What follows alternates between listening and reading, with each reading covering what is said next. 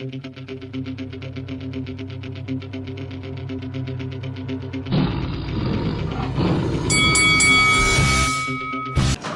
this is Eddie Hearn, and you're watching Lights Out. It's Faisal Khan for Lights Out, and with me via Zoom, delighted and privileged to be joined by former super-middleweight champion of the world, Caleb Truax. Caleb, how's it going, my man? Good, man. Just relaxing, watching some football. My Steelers are about to start, so just hanging out, man. It's good to know that you're keeping yourself going throughout these unprecedented times. We're watching obviously American football, the NFL. That's how we feel over here, where we've got like the Premier League and of course the boxing. So that's one good thing, is that elite sports have managed to continue whilst we're on this second lockdown. How have you found it? You know, this all sort of new living way of life. You know, what have you made of it? I'm a optimistic person and try not to let things rattle me too much. So I'm trying to make the most out of it. It's been like 8 months now since everything first started for us over here, and just been trying to spend more time with my kids. Work out when I can, and right now actually my girlfriend tested positive for COVID a week ago. So I've been on a quarantine. I was out of the gym all last week, and I got to stay out of the gym this week as well. She's fine, just like minor symptoms, but just trying to be responsible and not infect anybody else and pass the disease on. So it's been a little bit boring the last couple of weeks, but I'm still getting out and doing my road work, and that's about it right now. Well, fingers crossed that she makes a quick recovery, and obviously, as you said, it's minor symptoms. So yeah, fingers crossed. She's fine, man. She's just using it to make me do all the cooking and do all the chores around the house. Listen, there's nothing a man can do what a woman can't do. Last time out we saw you in the ring was at the start of the year. It was a win for yourself. Then, COVID come into play. A lot of fighters have been in the current situation that you find yourself in right now, where it's hard for them to get a fight or get on one of these big shows, whether it's via Top Rank or Showtime or The Zone, whichever platform it is that you're currently fighting under. I mean, when can we next expect to see you back in the ring? I'm hoping to fight either before this year's up or January, February, maybe of next year, just as soon as possible. I'm staying in shape and working out every day, just waiting for an opportunity. Obviously, it's been slow due to COVID, and I had the fight that I was supposed to have in August that I had to withdraw from, and that kind of set me back a little bit. So just waiting for an opportunity, and I'm willing to take whatever right now. Hopefully Premier Boxing will have something for me as soon as possible, and I'll get back in and shake some rust off and get back in a big fight. Oh, fingers crossed. I mean, it'd be good to see another exciting name added to this amazing 168 division, which is one of the most exciting in boxing right now. The super middleweight division. You look at the names: Canelo, Callum Smith, Billy Joe Saunders, Caleb Plant, Benavidez, Danny Jacobs. You're a former world champion. You proved yourself at the top level. Who is it that you want next? I don't really care, man. I just want a big fight. I want to fight for a belt again, try to win another world championship, and make some money and just kind of cement my legacy as a two-time world champion. That has a nice ring to it, and whatever belt it is, it doesn't matter to me. Some people would say in sports, once you achieve that goal that you set out to achieve right from the beginning, that the hunger sort of dies down once you've achieved it. How hungry are you, and how, up for it are you in terms of winning a world title for a second time, and knowing that it could be a lot more difficult with some of the names I've just mentioned in the division right now? Yeah, I still have a lot of hunger because, I'm 37. I'm getting towards the end of my career, and I've never been a guy that's made huge paychecks and I'm living super comfortably or anything like that. I've always had hunger to make money, to win a world title. And once you get a taste of it once, you always want more. So I got my taste, and unfortunately I didn't get to hold on to the belt very long, and now I want another chance. It's as Michael Jordan said a long time ago, even 6 NBA World Championships wasn't enough. So what is enough in terms of winning the big prize? Just want to obviously talk a bit about one of those fighters in that division, Canelo. What have you made of his, well, ongoing issues with Golden Boy and Oscar De La Hoya, and him currently leaving and now becoming a free agent? I mean, he's probably the premier fighter in the sport as far as marketability and recognition goes. He's one of the best fighters in the sport, in the ring as well. And I'm glad that he got all that stuff worked out. You know, I don't delve too deep into his personal situation. You know, Golden Boy and DAZN and him. That's none of my business. But I'm just happy that that's behind him and he can get back in the ring, because boxing is healthier when the number one guy is fighting. And, you know, he hasn't fought for, I think it's been like a year almost, or just maybe just a little bit over a year. And when he's fighting, it's good for the sport. And I'm glad that he's back. There's obviously a lot of rumors circulating around social media that he's scheduled possibly to fight Callum Smith in the middle of December in Texas. That's not obviously been fully announced. There's been no closure on that. If that fight wasn't to be made, how much would you be willing to step in and take Callum Smith's place? Would you be ready for that fight if it was offered to you in the middle of December? Absolutely, man. I'd love to be the guy to step up and take that shot. You know, I proved myself when I was underdog before, and like you said before, I'm a former world champion. I've proved myself at the top level, and I'd be more than happy to step in and take that shot.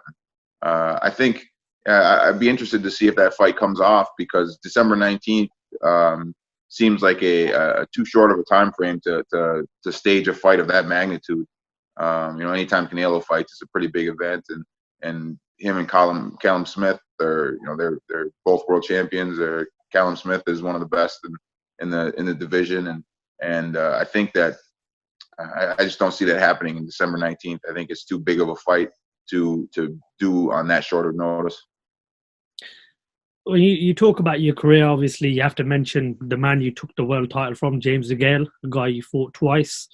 Obviously, when you took the world title off of him, you know, we knew he was entitled to a rematch to win back the world title.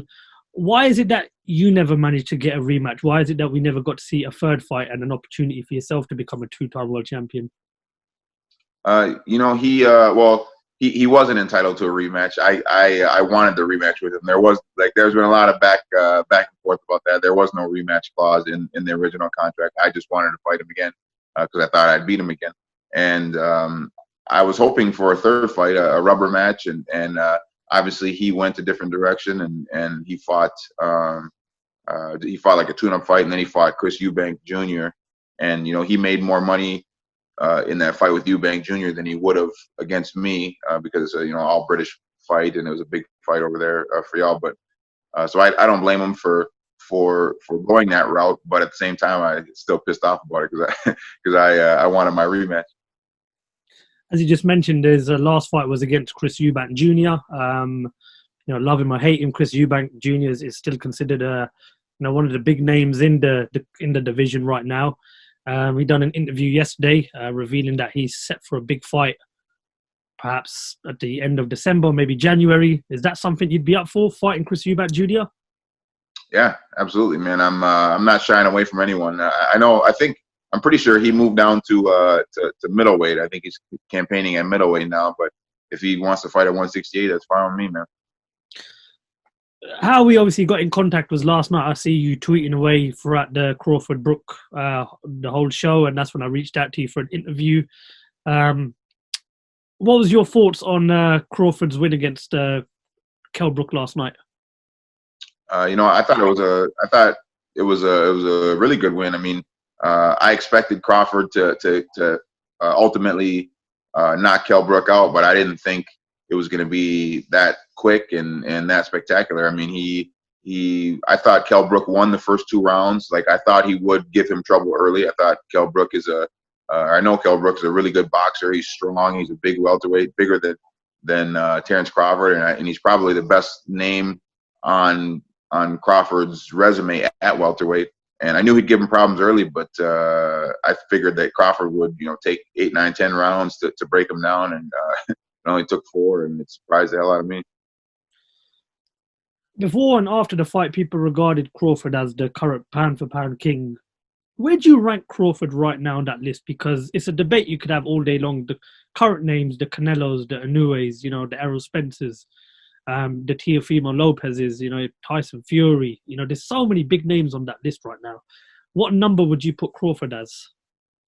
I've never really filled out a top 10 pound-for-pound ranking list, but just off the top of my head, I've always thought that there's 10 guys, but it used to be Lomachenko, but there was like 3 or 4 guys that really stood out to me, and it was Terrence Crawford, Canelo, and Inoue.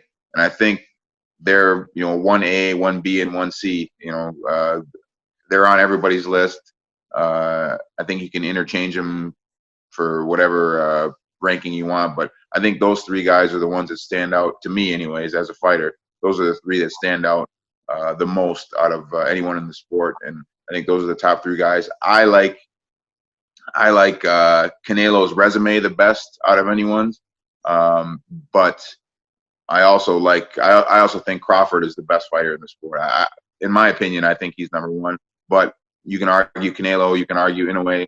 I'm not going to argue with you. I'm not going to say you're wrong if you list Canelo at number 1 over Crawford or Inoue at number 1 over Crawford. But I think Crawford's the best fighter in the world. Do you know what, Caleb? It's one of those where you could just debate all day long, and you can never really come out with the right answer, but you can never really come out with the wrong answer either. That's how blessed we are to have such a talented, action-packed the boxing world right now. Just want to get your thoughts on Deontay Wilder. Released a video a couple of weeks ago. Break it down to me. What was your thoughts on the whole video and claiming Mark Breland had spiked his water and Tyson Fury had something in his gloves?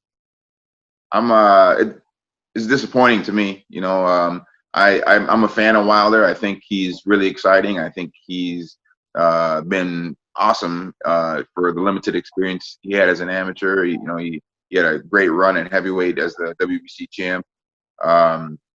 The fights with Tyson Fury, that first fight with Tyson Fury is one of the most memorable fights that I've seen in a while. I had tons of people over my house watching it. In the 12th round, my head just about exploded after he dropped him and Fury got up.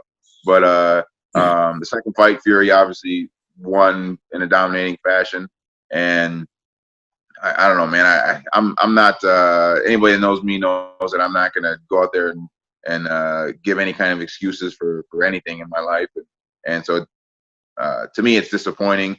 From what I read today, it sounds like they're trying to work out a third fight through mediation or something like that. So I hope that they can come to terms on a third fight sooner rather than later, and just get it over with, and whoever wins can go fight AJ and then have a true heavyweight king. But yeah, it's disappointing, man. I would have liked to see him just say, you know what, I lost. I want to get my rematch and win the third fight.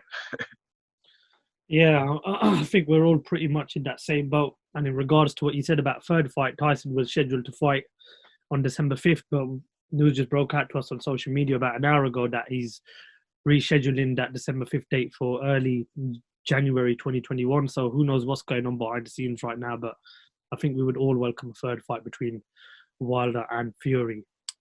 Caleb, what can we expect to see from you, if not by the end of this year, in 2021? What can the boxing fans, and especially that 168 division, expect to see from you? You know what? I just want to get back in the ring and fight, man. It's been a shitty couple of years for me. I've had some injuries and cut against Peter Quillen, and haven't really been able to fight that much in the last couple of years. And this COVID thing slowed everything down. So I just want to get back in the ring and fight while I still got time, man. I'm getting old. Like I said, I'm 37. I don't want to be doing this forever. So I'm up against the clock, and I want to show everybody what I still have and win another world title. I'm pretty sure Bernard Hopkins and George Foreman will tell you that age is just a number in this game, so I wouldn't worry about the age just too much. Even Manny Pacquiao. I'm not Bernard Hopkins. I'm not fighting till I'm 50, man. Fair enough. Right, well, Caleb, we wish you the best of luck with whenever you get back in the ring next. And again, we hope that your current missus pulls through this whole COVID. Yeah, my dog's pushing the thing. Tito, come on, man. It's a really good time, and I know quite a few people that have unfortunately picked up COVID. So yeah, hope that your missus can come through it and come through the other side. Yeah, like I said, she's just using it as a way to get me to do all the stuff around the house. But I love her, and I'm glad she's healthy. It's a serious thing. We're fortunate to be young and healthy, and it didn't affect us or didn't affect her as it has some other people. And just last week, a friend of mine had a coworker that died from it who was 40 years old, and it's a serious thing, and it sucks, but it's life right now. We got to deal with it. Unfortunately, yeah, as you just said, it's life. We've got to deal with it. We all need to try to stay safe, social distancing, keeping clean at all times. If we do pick up, you don't need me to repeat it. We've heard this now since the beginning of February, March. But hopefully, like I said, fingers crossed that your missus can come through it, and we hope that you look after yourself as well. We hope to see you back in the ring as soon as possible. Thank you very much, man. Well, thank you very much for your time. It's been a pleasure finally getting to speak to you. And we look forward to catching up with you very soon. All right, brother. Thanks for having me. Caleb Truax, thank you very much for talking to Lights Out.